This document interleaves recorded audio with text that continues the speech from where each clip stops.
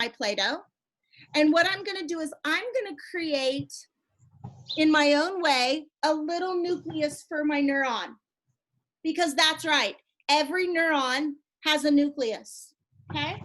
Where do you all expect that nucleus to go? In the middle? In the middle, yeah. So do you see mine almost now looks like an egg because I used yellow. Almost like a yolk. What is it? Oh no, it's green eggs and ham, isn't it? I saw the purple and I was thinking purple eggs and I'm going, isn't that a story? But it's not, is it, group? It's green eggs and ham. Okay, so do you see my, what is my yellow?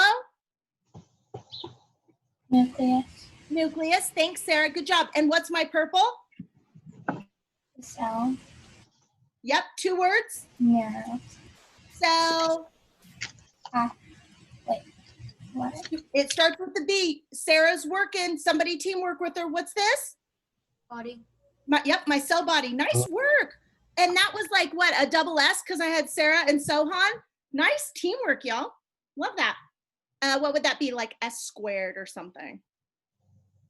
Okay, so if you are able to raise up to your computers, because we're doing school a little different now in 2020, huh? Yeah. Show me your cell bodies and your nucleuses. The beginning of neuron pathways. Yes. Okay. Is it Kiku? Did I say that right? Did I pronounce that right, Kiku? My name's Marilee. It gets mispronounced a lot. Normally I get like Marilia or Marleya or something, so I want to make sure and try and say your name right. Yours and I are like twins. You and I, Kiku, we did ours the same, didn't we? I saw Vincent's. Nice job. Who else is showing me? Okay, I've got someone. Jonathan is showing me. I love it. Wesley, I see it. Lily, I see it. Yes, Haley. Yes, look at y'all. Wyatt, nice. Yes, I see it, buddy. Nice work, y'all. Okay, now, in order to make a pathway, would we just make another cell body right next to it, do you think? Okay, Vincent tells me no. Tell me your logic, Vincent. Why do you vote that way? You're right, by the way, but I just want to hear your logic. What are you thinking? You have to like connect each cell. Yes, you do. And how do you think we're going to do that, y'all? With like pathway. Yep, by a pathway. I love it. So the fun piece is now you get to take part of your Play-Doh. You can open up a new color. You can keep it the same. And we're going to start making little branches that kind of come off of our cell body. Okay? So like a flagellum? Tell me again, Jesse. So almost like a flagellum that propels the cell? It could look similar, but it's definitely not the same. Neurons are very different from other cells in the body. So I want you to think about like tree branches, all right? And the neat thing is these can go in any direction you choose. They're gonna come off of the cell body however you want them to, in whatever direction you want them to. I got long. Hold on just a second. I wasn't looking at the computer screen, so I've got Wyatt, you're one. Who else was trying to talk to me? Jesse? Okay, so it's 1, 2, Wyatt, Jesse. I was just gonna say, I have my virtual background set to the yellow Play-Doh, so. Okay. I love it. I love it. We're doing STEM all the way today, aren't we? Okay, Jesse, tell me what you were wanting to say. Must it be long? Does it have to be long? I'm gonna let you choose how to create. Did you guys know that research tells us the more creative you are in your learning, the more you learn and the longer you keep whatever you learned in your brain. Did y'all know that? So Marilee is all for being creative in how you learn. So I'm just gonna show you how my cell, dendrites, we call them, D like dog, E-N, D like dog, R-I-T-E-S, dendrites. Dendrites means branches. So do you see how my cell body is starting to have these little dendrites off of it? So that's the way mine looks, but it doesn't mean yours have to look the exact same, Jesse. Okay, I want you to use your creativity and decide how you want your dendrites to look. So if we were in school, like a real classroom, right? Good thing we can learn anywhere. I like learning at home and on our patios a lot. But being at school with each other is really good too. This is where we do a little quiz. What's the purple part? The body. Cell body. What's my yellow? Yes. Somebody give it to me. What's my yellow? Nucleus. Nucleus. I love it. And what are my blue arms? Funny word. Neural pathway. Super close. We're creating one of those when this is all going to be done. But what is the blue part? Dendrite. Dendrites. Yep, dendrites is the name of that.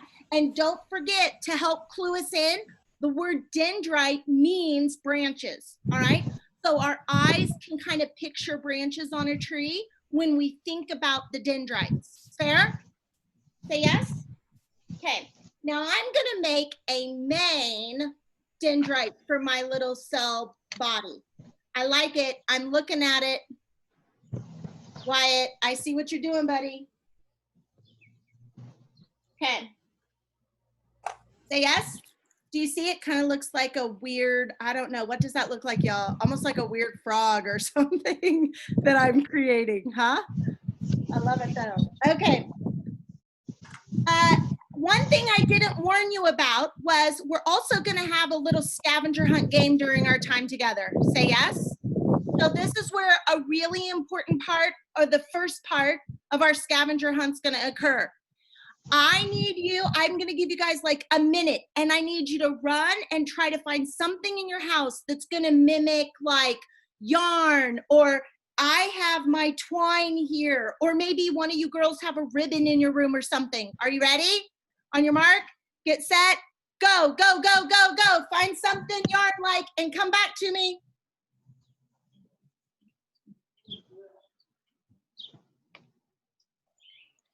Marilee, Yeah. just letting you know, if my screen goes off for a second, it's just because I'm like kind of moving around. I'm trying Yes. to deal with some other That's stuff. from I the can elastic hear from our you. last So class if this you need morning. me, yell at me if you don't see my screen, all right?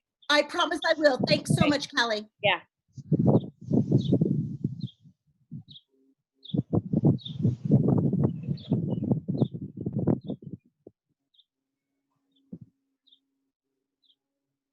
Okay, who has it? Who has it? Show it to me. I love it. That is awesome, Kaylee. The toilet paper for the win. That makes me so happy. Hey, Yes, That's a hot I commodity, Kaylee. You better keep that under wraps. I see Lily. I see, yes, Vincent has some. George has some. I like it. I like it. All the options. Kiku brought something. Yes, I see Wesley. Beautiful. Okay, way to work, y'all. Way to work. All right, we're going to keep working here for a minute and we'll come back to our scavenger hunt. All right. Now, one of the elements of our neuron, right? So do you see my neuron forming? I've got my cell body, I have my nucleus and my dendrites. Dendrites mean what? What's that word mean? Branches. Branch. Yep, nice work. It means branches, so that helps us picture in our brain kind of what that looks like, okay? Now, one of the elements that we need to work in is made from glia cells, G-L-I-A. Hey, Jesse, can I have you mute? Yeah, thanks. The wind is awesome, and I'm so thankful you're outside because we all need good fresh air. And so I'm thankful you're out there working. So glia cells, G-L-I-A, glia cells are kind of like, I don't know, maybe like almost like duct tape. Do y'all know what duct tape is? Kind of the gray thick tape. I don't know what your parents are like. I'm a big person and I can fix a whole lot with duct tape. Sometimes I fix a board or a box that's coming apart with duct tape. Sometimes I need it to hold something in place, etc. Glia cells are kind of like that in the brain. Glia cells can make all different sorts of things in the brain. And one of the things that glia makes is a protective wrapping that goes around dendrites. Say yes? Okay, so here's our second element of our scavenger hunt. I need you to go and find something like a pencil or a pen or a marker. Ready? 1 minute. On your mark, get set, go. Come back to me. Who's gonna come back first?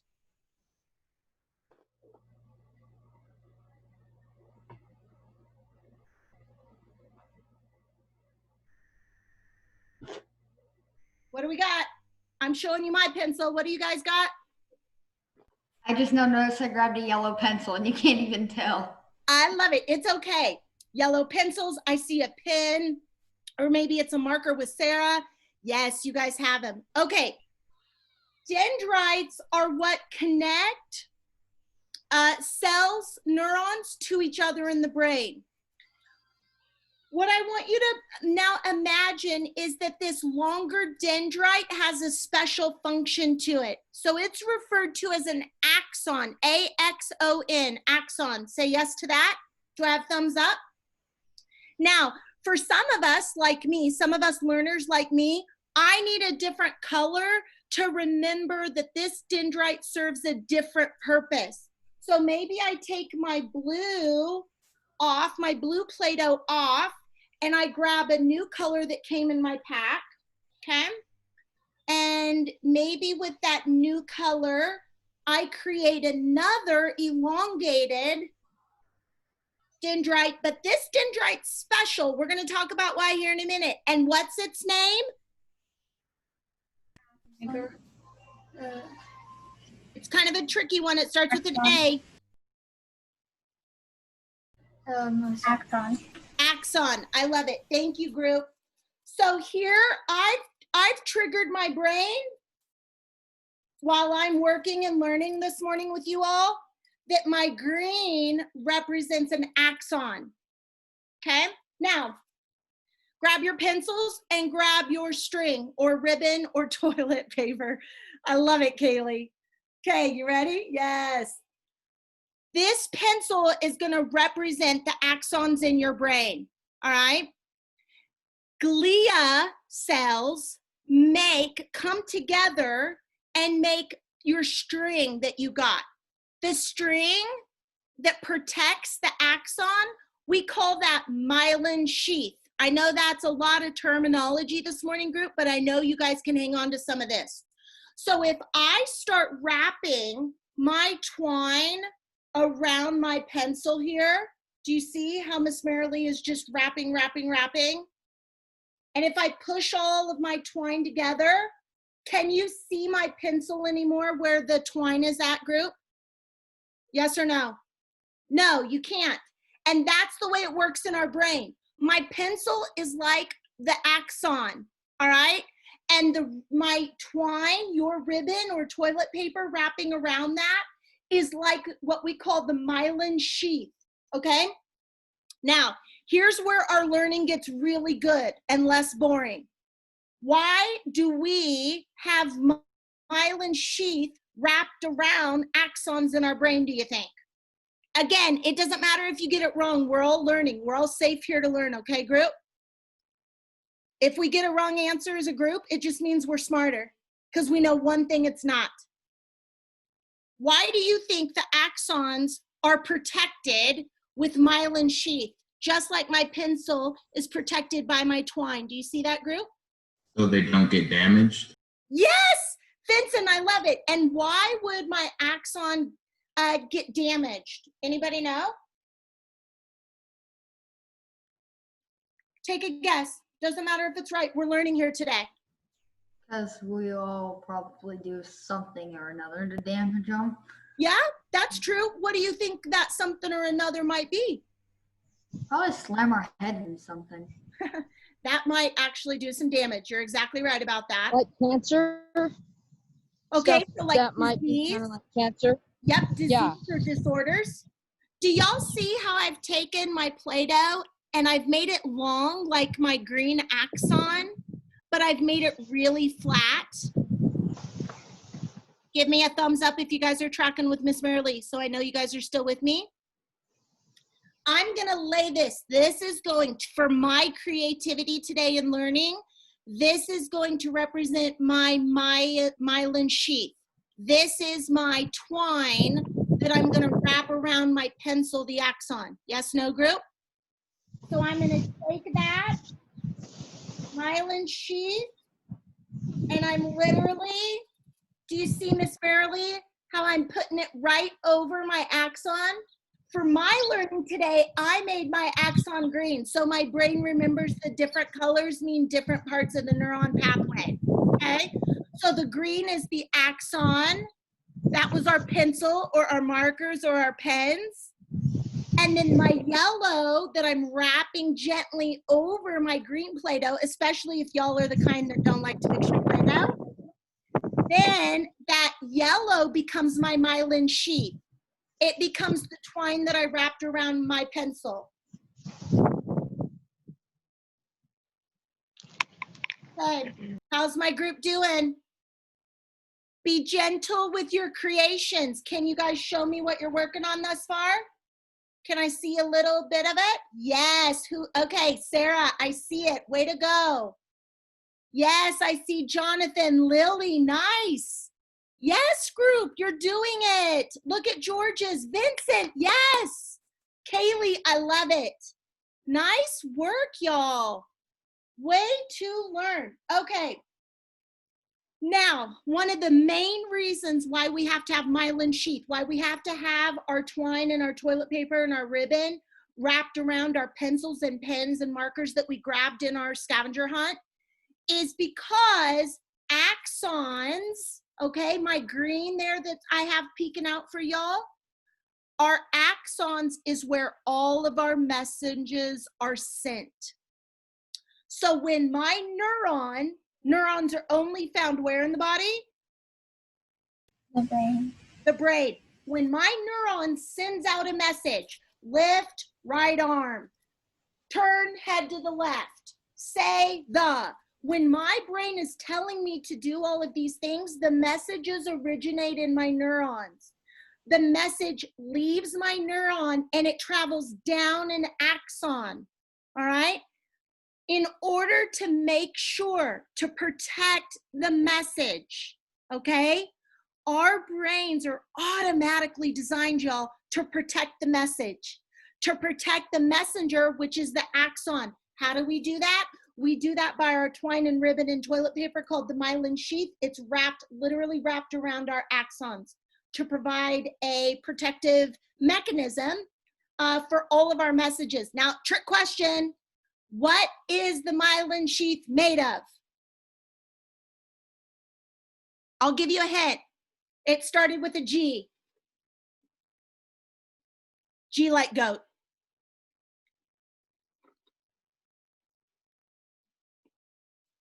It was a tricky one. GL. Anybody want to take a stab? Yeah, like a TV show that used to be popular a few years ago. Glia. Glia. I love it, Jonathan. Yes, yes. So, Marilee, have you the myelin sheath, does that does that help move it faster? it can, yes. What ultimately the axon's responsibility is to get the message from the sending, what we refer to as the sending neuron, the neuron that's sending the message. The axon is 100% responsible for getting the message then to what we call the receiving neuron. We're going to do that right here at the end. With the responsibility of getting the message, clearly part of that job is to get the message there as quick as possible. And so, yeah, myelin sheath that wraps around our axons helps protect and give a buffer to that. So not only does the message stay safe, but it gets to the receiving neuron. The message gets to the receiving neuron as quick as possible. For sure. Great question. Okay. Is my group tracking with me? Are we good? We have our cell body. We have our neurons. We've got our dendrites. Dendrites are called it's a word, dendrite, meaning branches. These connect neurons to neurons. We've got these axons that pull off of or extend from neurons, and then we have the myelin sheath that protects it. Say yes? Okay. Now, we find ourselves, I'll pull back my myelin sheath just to give a peek here a little bit. We find ourselves at the end of an axon, and whatever do you think happens there? Give me some guesses, group. It connects to another neuron. I like the way Sarah's thinking, but anybody have a different view? Just to see what kind of creativity and thinking we have out there this morning, bright and early on a Monday morning. It connects to another axon. Okay, I like the way y'all are thinking. Keep them coming. Maybe one more guess? The dendrite of another cell. Okay, the dendrite, yeah. You guys are super smart, and the way you're thinking, super logical and pretty spot on. You want to know a cool thing about the brain, though, when it comes to neural pathways? Our neural pathways, thus Vincent's answer of the axon itself, plus Sarah's answer of them connecting, they don't actually connect, okay? So here we go. Here is round 3 of our scavenger hunt. You ready? Giving you a minute. Go find a sheet of paper. Go, go, go, go. Come back to me. Sheet of paper, sheet of notebook paper. Go, go, go.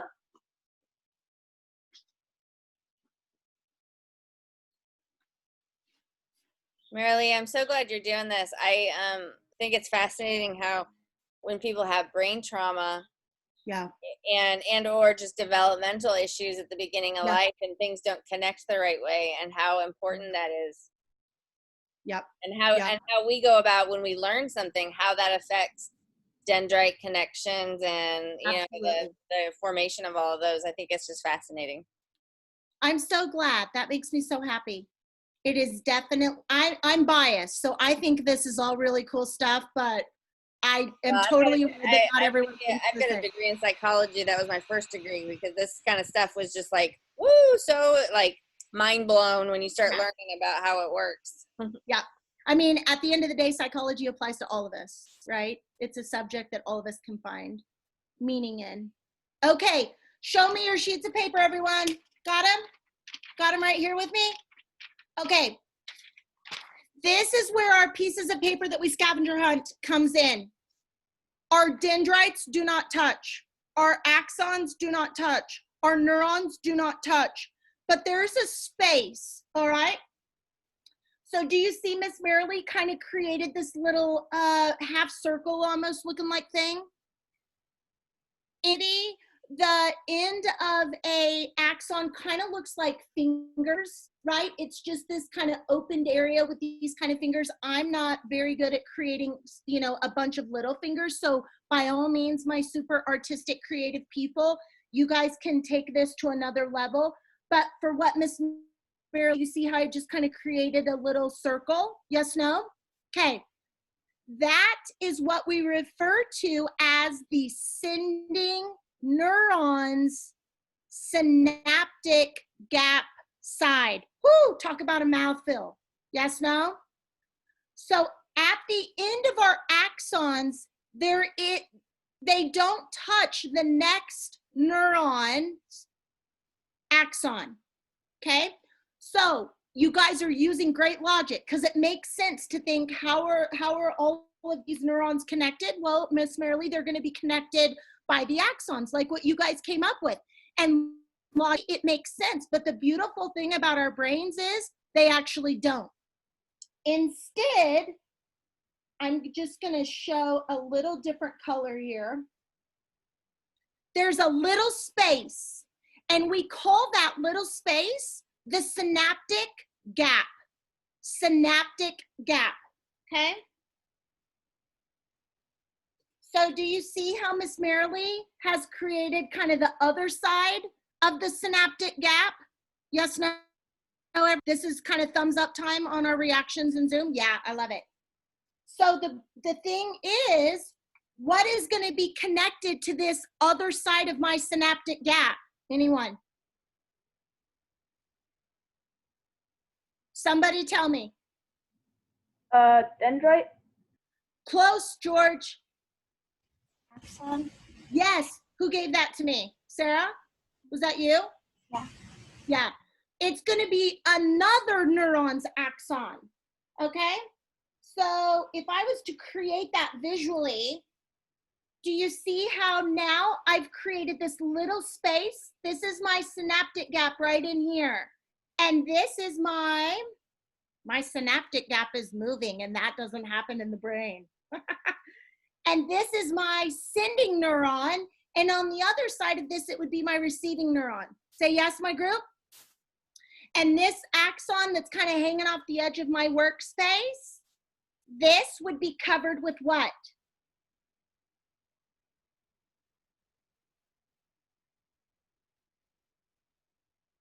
I'll give you a hint. It was our yarn around our ribbon around our pencil. It starts with an M. See how I'm wrapping it? It's made of glia cells. Myelin sheath. Thanks for helping me, Sarah. So the myelin sheath is gonna, again, cover up the axon of the receiving neuron, just like it covered up the axon of the sending neuron. Fair? Okay, now with the time that we have left together, I think we have like another 15 to 20 minutes. Is that right, everyone? You guys have to keep me honest. Yeah, we have until 11:30. So it's 11 Okay. o'clock right now. You're good. Okay, so we're good. I love it. All right. So now we're going to pit stop in our learning, and we're going to talk about this space called the synaptic gap. Okay? So everything we've learned, let's do a real quick recap, and that'll put us all in the same place for pausing a minute. What's Miss Marilee's purple? Cell body. Cell body. I love it. What's my yellow here? Nucleus. Nucleus. I love it. What are my blue branches? Dendrite. Dendrites. Yes. What's this peeking out from under here, the green? Axon. Axon. What's my yellow covering it up? Myelin sheath. The myelin sheath covering it up, covering up the axon for? To protect it. To protect what? You're right. What's Axon. the it? Tell me again, George. The axon. Yep, but what's in the axon that the myelin sheath is trying to protect so aggressively? The message. Yes, the message. And then what's Miss Marilee's little half circle right here, green and half circle yellow, to show the sending and the receiving? Synaptic gap. Yes. Tell me again, Sarah. I'm sorry, I shouldn't have talked so fast. Please forgive me. Oh, synaptic gap, but George was the one who said it. Yes, synaptic gap. I'm so sorry. Thanks for helping me, Sarah. Synaptic gap. Okay, you guys have it. We're all together. We know all these little parts of our neural pathway, starting from the neuron and extending out. Okay, sheets of paper that are scavenger hunt revealed. Yes, no? Okay. We now know, because of our teamwork in our learning, Vincent, Sarah plugged in a little bit ago, we know that the neural pathways don't connect in our brain. We know that they don't connect, but they come very close in this designated space in the brain we call synaptic gaps. Now, the kicker is that piece of paper that you got, how big do you think this paper is thick? How many nanometers do you think a sheet of paper is? This is where we just guess, group. 1. 1. All right, give me something else. 21. 21. That was my number on my jersey when I played sports all throughout high school. Still love that number. Thank you, Jonathan. Okay, third guess. We got a 1, we got a 21. What else? 9. I got a 9 from Garrett. Give me something else, group. 100. 100. Keep them coming. 50. 50. I like your thinking. Keep it coming. 1,000. 1,000. Yes, George. Okay, keep it coming. Any other guesses? Your sheet of notebook paper that you got, do you see mine right here? 200,000 nanometers. So who gave me 1? Who guessed 1? Was that Vincent? Yeah. Okay. So a little bigger than the 1 nanometer. Say yes. Right? Okay. So your sheet of paper. 99 off. I love it. I love it. So 200,000 nanometers is your sheet of paper thick. Are you with me, group? The synaptic gap space in here between your neurons, 20. So the next time you pull out a sheet of paper at school and you look at how thick that sucker is, think how much smaller, 20 compared to 200,000, how much smaller your synaptic gaps are in your brain, in your neural pathways. Say yes to that, my group. Say yes. Okay. Now, if we were going to keep creating the green that I have over here on the receiving side, that would be my what on the receiving neuron? What's my green right here on the receiving side? Axon. Axon. This yellow that's covering it up, what would that be? Myelin sheath. Yep. And if Miss Marilee had more creative space, what would it connect to? The neuron. The neuron, yeah. And the cell body with the nucleus and all of that. Yes, no? Do I have thumbs up? I love it. Okay. Now we're going to take a pit stop. We're going to do a little turn, if you will. Earlier, when you guys were showing me your creations, I saw some of y'all were working on like a cookie sheet almost. If you're still working on that, by all means, you can leave what you've created and you can just start working in a different area. What Miss Marilee has to work with wasn't very big. Do you see my little sheet that I homemade made? So I'm taking my neuron off, okay? And I'm gonna start new. Say yes? Because now we're gonna pit stop in the synaptic gap. Say yes? So the space that we're creating next is literally 20 nanometers. And I don't know about y'all, but I'm an old lady. I have to wear glasses now, so I need to make it a little bigger for my eyeballs and my brain to be able to see and process and learn about. Say yes to that? You guys with me? Okay. So what I'm offering you all here is a choice. You guys get to choose how you learn next. You can either create space in what you've already created in your neural pathway. You can create space to continue creating in the synaptic gap. You can, kind of go off to the side or work in a different area and create the synaptic gap itself, like what I'm gonna do. You can keep it, you can add to it. Again, your choice in creating and learning, okay? All right, so if I'm creating my synaptic gap, it might look something like this, just so it sticks a little bit better. Do you see how I've cleared off my workspace and now I've created what I'm gonna call my synaptic gap space? For some of you all, if you have enough space, you might have taken a line of Play-Doh and kind of made an arrow from the little bitty synaptic gap space that I had created earlier. You might have an arrow showing that if I was to enlarge this space, this is what it would look like at a different area of your workspace, I should say. Okay. Are you ready? This next one's gonna be the trickiest part of our scavenger hunt yet, okay?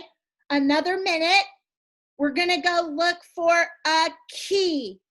A key. On your mark, get set, go, go, go, go. Come back to me, come back to me.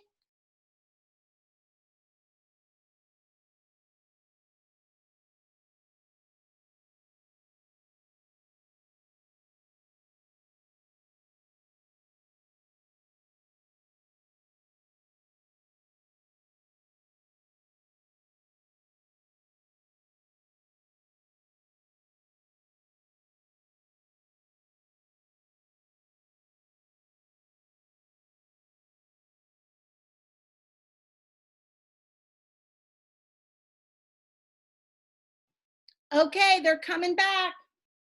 Some of them are starting to come back. Showing me what you got. True story, Miss Marilee forgot to grab my keys before I came. So my college kiddo just bailed me out. She just bailed me out of the scavenger hunt.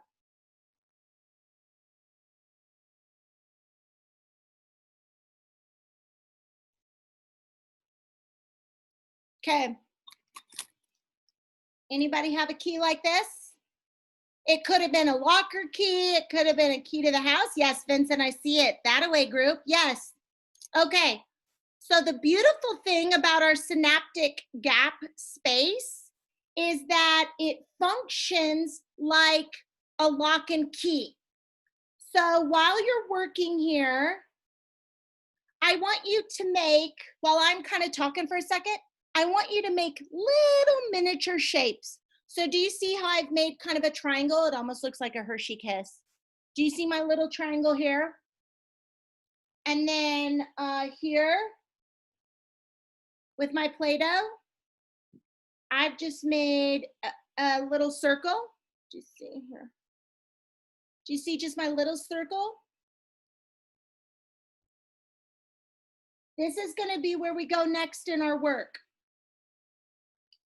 And so I'm just going to give you a couple of minutes here while we connect with each other regarding our synaptic gap space to be able to create, I don't know, just maybe 2 or 3 of those each. So maybe a couple of triangles and a couple of circles.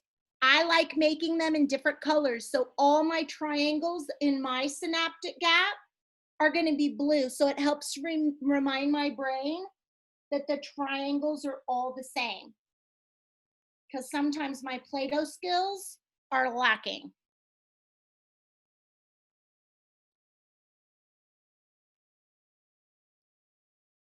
Okay, synaptic gap space. How big is it? How many nanometers? 20. 20. Is that big or is that small or is that really, really, really small? Really small. Yeah. Synaptic gap space is massively tiny, microscopic. Couldn't see it with your eyeballs. Okay? In that synaptic gap space, your brain functions like a lock and key. So here's our quiz to ourselves. If you come home and the front door is locked, can you get in the house through the front door? Ha ha ha. Did you see Marilee add on that extra? Because I know how your brain's gonna work. Y'all would be like, yep, we can get in the house. We're gonna crawl through a window, go around back, right? Vincent shaking his head.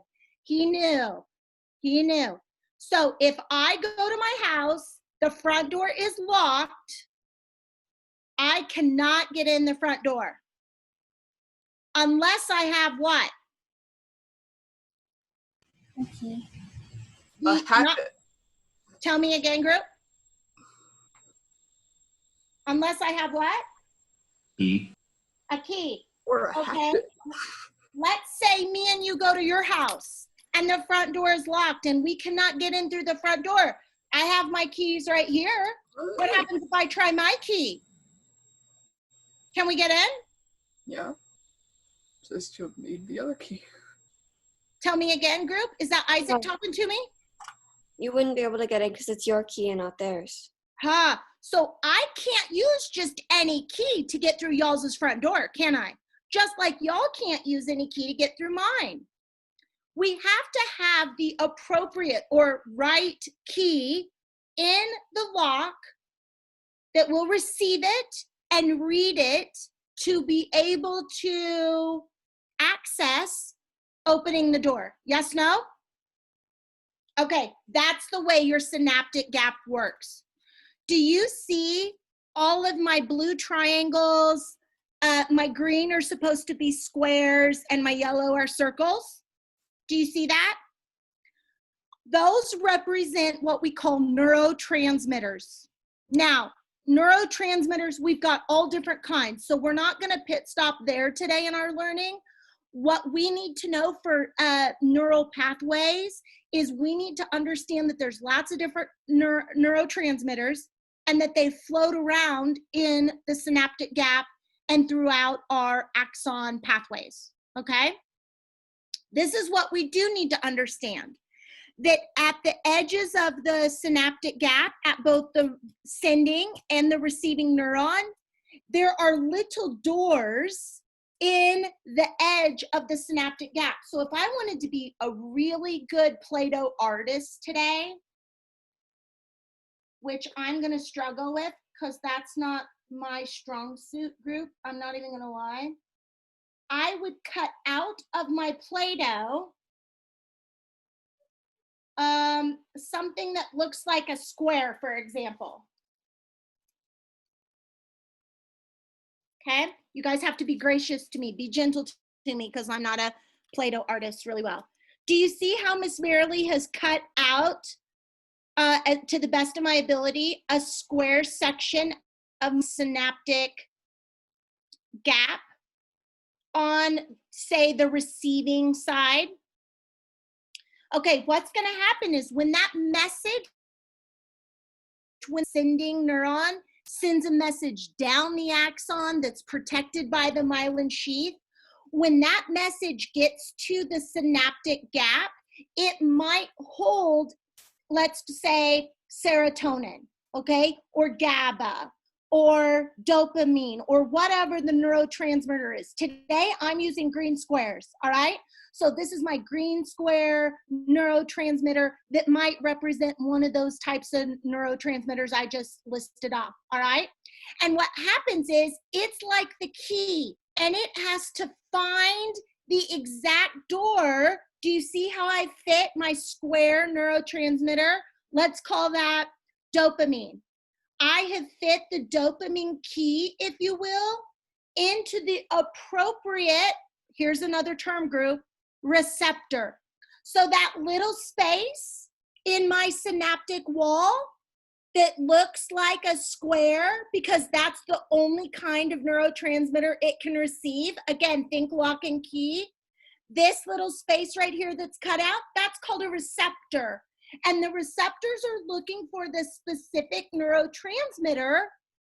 In this case, I used my square ones. Let's call that dopamine.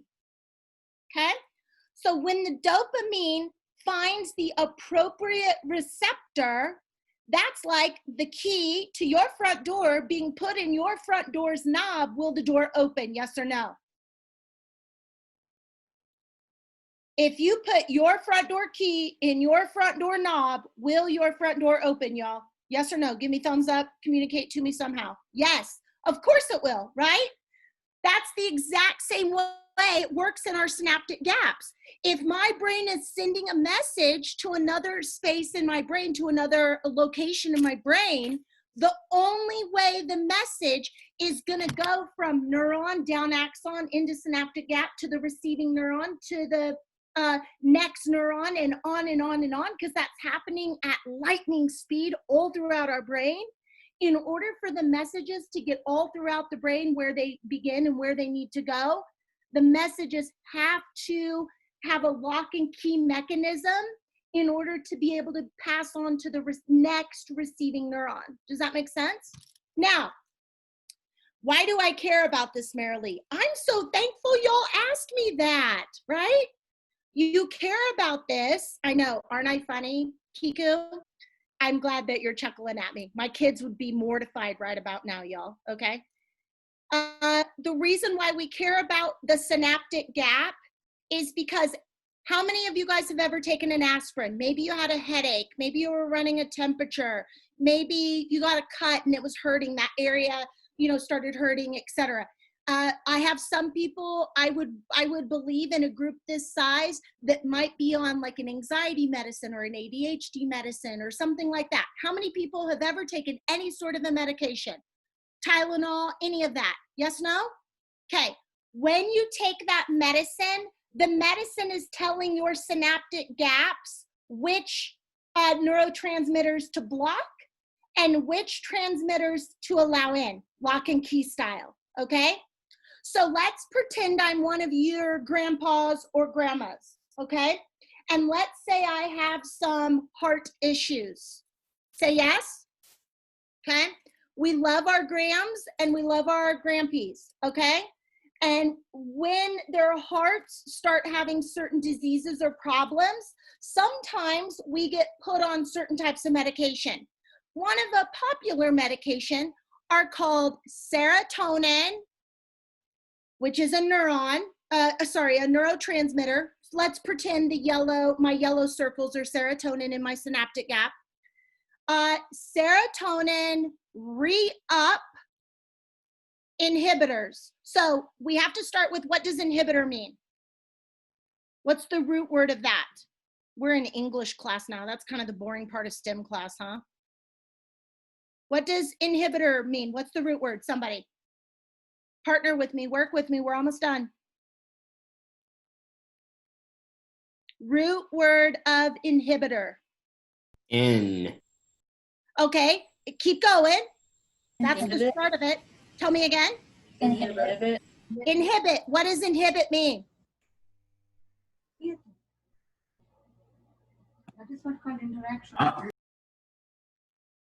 What do y'all think? Take a stab at it. It's okay. You're safe to learn here. It doesn't matter Stop. if you're.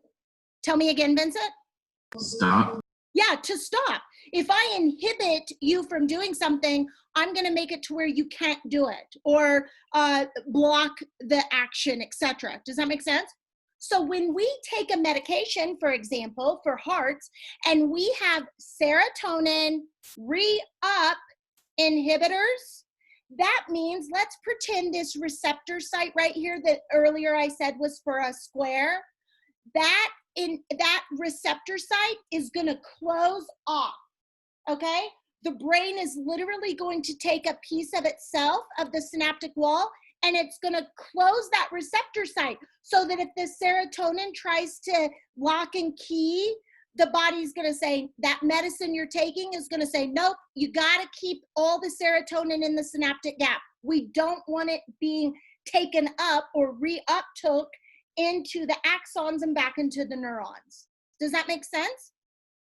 So every single time y'all are on a medication, that medication is affecting this synaptic gap. Medications tell us what can and cannot be sent through neural pathways. Now, let me offer you this in my field. Remember I told you guys that I'm a therapist? Sometimes clients I work with are really sad, but they're not really sad just because today they're kind of feeling down or because something bad just happened to them. They're sad because they can't figure out a way to not be sad.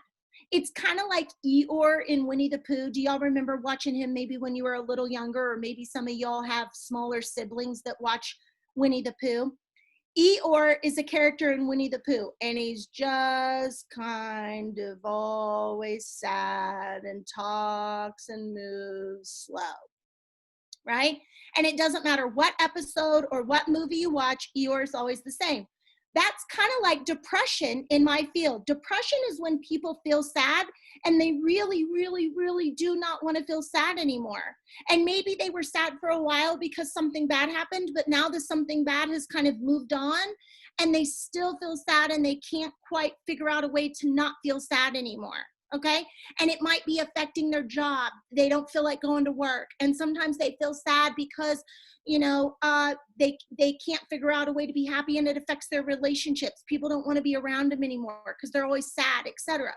One of the medications we can provide helps keep certain neurotransmitters in their synaptic gap.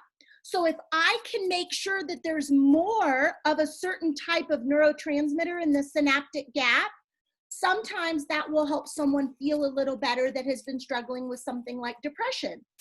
So it doesn't matter if it's something physical, like a heart problem that maybe one of our grandpies or Grammys are dealing with. It doesn't matter if it's something with your mental health, like depression. Your synaptic gaps are always a very vital and important part of your neural pathways. There's a lot of communication between neurons occurring in this really small 20 nanometers worth of space. Say yes? And in this space, I can force the body to keep more of something flowing if I block the receptor sites, if I close the receptor sites, sometimes with medication, to force certain types of neurotransmitters to stay more activated or prevalent in the synaptic space. Sometimes I want the body to get rid of or to lower some of the neurotransmitters. So I'll keep those receptor sites open so everything keeps flowing between neurons for pathway communication. Does that make sense? Yeah. Okay, so this is the deal. You guys have been super kind to the old lady today that wanted to talk to y'all about your brains, all right? The cool thing about neural pathways is you can create them with Legos. You guys can draw these out. You guys can clearly make them with Play-Doh. I have had students of mine sew and paint neural pathways. It's really fun to see all the different ways that you can process. You can put two neurons together and bring them to this corresponding synaptic gap space and understand and see that one neuron is sending the message down the axon that's protected by the myelin sheath, and then that lock and key mechanism works in the synaptic gap to where then the message gets to continue to go on to the receiving neuron via its axon. And that pathway, that chain, if you will, is literally going on all the time. Your brain, if we could see a picture of your brain over the last hour, it would be really red because there would be a lot of activity because your neurons are firing, right? And everything you've been processing and learning and doing with Play-Doh, et cetera, has caused these messages to be being sent from all different spaces in your brain. We have different parts of our brain. There's a certain part of your brain that activates the sense of touch when you were working with your Play-Doh. There's a certain section of your brain that's activated when you see the different colors of Play-Doh. There's certain parts of your brain that are activated when you've listened to me. There were certain different parts of your brain that were activated when I asked you to go get something in our scavenger hunt together, right? So your brain has literally been sending messages via the neural pathways you all have created this morning for the last, hour and 15 minutes nonstop. So good news is y'all now have something y'all can teach your parents because this is super applicable. What you all just created, it applies to all of us. I don't care if you're 2, 22, 82. This works the same. For your grampy and your grandma, sometimes the neural pathways get a little slower, right? That message can't go quite as fast. Maybe the myelin sheath has deteriorated a little bit and it just slows down how fast a message can be sent. That's okay. Maybe sometimes when you're talking to your Grammy or your Grampy, it just takes a minute for them to finish their sentence. You can be patient now because you're wise enough to know that the brain is just trying to get that message sent down the neural pathway. Does that make sense? If y'all care or babysit for littles in your community, or maybe you have a younger brother or sister, you all can understand that when you're talking to them, their brain is literally trying to process what you're saying to them. Maybe you're teaching them something new or you're asking them to do something. Their brain is having to process through those neural pathways, maybe a new term like you all did today, et cetera. And that'll just take them a little bit of time to process. Good news is, and this will be my wrap up. When you guys were in first grade, the big people in your life taught you 2 + 2 = 4. Is that true? 2 + 2 = 4, Kiku, or 2 + 2 = 4, Jonathan, or whatever. Say yes. But now that you all are these really smart 7th and 8th graders, do you all have to remember and actively work at processing 2 + 2 anymore? You don't. Guesses. This is where we go back to our brainstorming. Why do we think that you don't have to consciously work as hard anymore at what 2 + 2 is? Give it to me because we're running out of time and I want to make sure you guys Neurons have are your break. faster. Tell me again, Kiku. The neurons are faster. Or like The neurons are faster. I like the way you're thinking. Any other guesses? You've already processed the information and you remember it, so you don't need to relearn it. Yes, because both of you girls are right. your brain has already created a neural pathway around 2 + 2 = 4. And when you were first learning that and you had to do those sheets of paper, math sheets every day where you had to say 2 + 2 = 4 like 400 times on the exact same sheet of paper, okay? Maybe they did 2 + 2 sideways, and then they did 2 + 2 vertical, and then they did 2 + empty = 4, right? Us big people asked you so many different ways, what is 2 + 2? The good news is your brain built a neural pathway. And that specific neural pathway got you to the place where you knew 2 + 2 = 4. The beautiful thing is you've used that neural pathway so many times. It no longer is like a backwoods Kansas dirt road with a bunch of potholes. Have y'all ever driven on a Kansas road that is not paved? Anyone, or is that just me? Okay, and we drive down the street like this and we're like, how soon can we get off, right? That's the way it is. Today, if you've never learned about neural pathways, your brain, it felt a little back road, dirt, Kansas, pot road feeling because it's challenging. Your brain is literally bringing dendrites and axon. The glia cells are building the myelin sheath to create a street or a pathway for you to be able to get from point A to point B. The beautiful thing about 2 + 2 is y'all have driven down that pathway enough. It's like the Autobahn now. You just hop on that sucker and drive 500 miles per hour because your brain has gone down that pathway so much, all right? Good news about that, your brain can always make new neural pathways, all right? It doesn't matter how old you are. It doesn't matter what you look like. It doesn't matter what grade you are in school. You can always learn something new. Listen, I'm in my 40s and I'm still in school. I'm getting my PhD at K-State. I learn stuff from my students all the time, okay? You all hopefully learn a little something from us big people, but I can promise you us big people are learning from y'all as well, okay? So good news is you can always be building new neural pathways in your brain. If your brain ever gets to the point to where you're not using the neural pathway, it's already a recycler. It'll take all the parts apart and recycle and use them someplace you do need a new neural pathway built. Fair? Okay. I just wanted to say on that same note, how many of you have ever heard someone say to you, maybe a friend or a parent or somebody that said, I'm not a math person? Raise your hand if you ever heard somebody say that. Not me. I don't know why it's more acceptable for somebody to say, I'm not a math person. You don't hear many people say, I don't read, but it's more acceptable for some reason for people to say, oh, I'm not good at math. It's like they were born that way. What Miss Marilee was saying is totally true. It's that those neural pathways, you can build those at any time. And so it might be a bumpy road for those people that say, I'm not a math person. It's just that their road's a little bumpier. But eventually, just like practicing baseball or basketball or anything like that, the more you practice, the better you get at it. It always starts off bumpy. You guys just might not remember how bumpy it was to learn 2 + 2. Hopefully you've forgotten how difficult that was. Now it's just boom.